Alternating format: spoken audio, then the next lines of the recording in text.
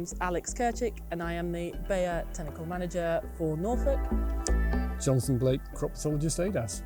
So we're here at the Walpoles site just before T1s are going on. How do you think the crop is looking at the moment, and what do you think? Yeah, I mean, generally the crop looks really well here. I mean, this is a growthy crop, a lot of nutrient coming to this. It's got a good canopy, a lot thicker than we're seeing in some parts of the country at the moment.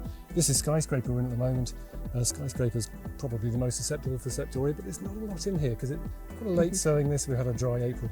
It's probably more in here than we're seeing though, because that's the way septoria works. Very long latent period. The little bit of infection that will have occurred is probably latent at this point, so it hasn't come out. What we are seeing a lot of is yellow rust though, and you can see that there. There's a little foci in front of us. It's probably getting going. Skyscraper is known to be a little bit yellow rust prone, but there's a number of varieties here that are not known for it that have also got it, and that's more of a concern perhaps. The things like Typhoon, Dawson, Crusoe's got yellow rust in it here. Yeah. Those are varieties we would expect to be cleaner than they actually are. Yeah, absolutely. I think we're certainly seeing it in more varieties than we're used to, aren't we? And with that in mind, obviously, as the weeks go on and the weather remains as it is, T2 will soon be about. So what do you think we should be keeping a focus on for when moving into kind of that T2 area? Well, I mean, T2 is the key timing, isn't it? Every leaf from the canopy is out. It's the most important time to get protectant activity on to cover you for the next 6 or 8 weeks. It's very easy to judge the weather and the conditions we've had now and consider that's what we should focus on. But actually, the T2 really should be about, septoria should be in there, because septoria is a constant threat, and a wet May, if we get one, will change our perspective on that very quickly. Yeah. But yes, clearly, we're seeing a bit of brown rust in the Crusoe and in the Mayflower here. That's starting to come in as a factor, and the yellow rust as well is worrying. So I think it's a medley of diseases we're looking at for this T2. Yeah. So in terms of active side, we're probably looking at something that covers a lot of bases then, with what disease is currently out there. Yeah, it needs to cover more than just one disease for sure. Yeah. And yeah, because there are clearly, and there's so many varieties now with yellow rust that is a concern. I don't think we're going to see the epidemic of brown rust we saw last year. The temperatures haven't been quite so conducive this spring, but it is there now already, and it's only the 1st of May. So that could change if conditions are conducive in the next 2 or 3 weeks. Absolutely. What actives would you be looking at then as you approach into T2?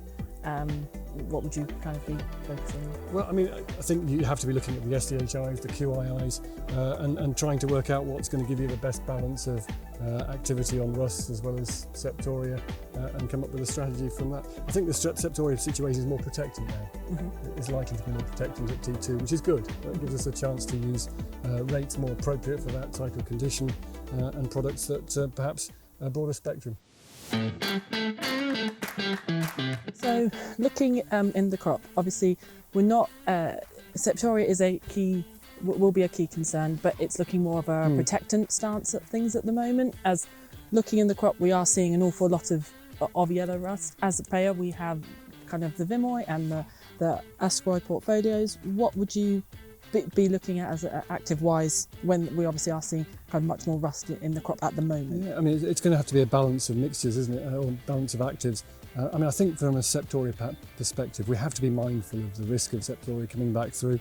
So you do want to be including an SDHI or a QAI, isoflurane, pidiflumethafen, fenpicoxamide, possibly even methentrifluconazole. That's a good active, a good azole. We need to be thinking about having something in there that's going to control the septoria. But you're right, it's a more protectant scenario this year. So that's probably going to be not the key driver or as much of a key driver. Yeah. And yes, we'll need to make sure within that we're choosing each of those actives that I've just mentioned have their own strengths and weaknesses. Some are more broad spectrum than others. Some are perhaps more focused on septoria. So if they are more focused on septoria, they need perhaps other things in there to make sure they've got the activity on the yellow rust and brown rust where they're a problem. Yes, because I think this year there will obviously be more focus on that kind of yellow rust aspect of things just because of what we're seeing. So it's important. And we can't ignore the brown rust as well, given the problem that was last year. So we'll have to make sure that other actives are in there to make sure that those are covered. If the SDHI or azole or QII aren't particularly strong on those themselves. Exactly. So we need a much more well-rounded approach on things to make sure that you're set for kind of any disease that may come when and if that rain comes. There's some good high yield potential crops here. We need to protect them. And last year we saw yield responses in excess of 4 tonnes to the hectare. It probably won't be quite so high this year, given the rust isn't quite so active, but that sort of yield response warrants good program to ensure, and T2 is the key time. Yeah. Absolutely.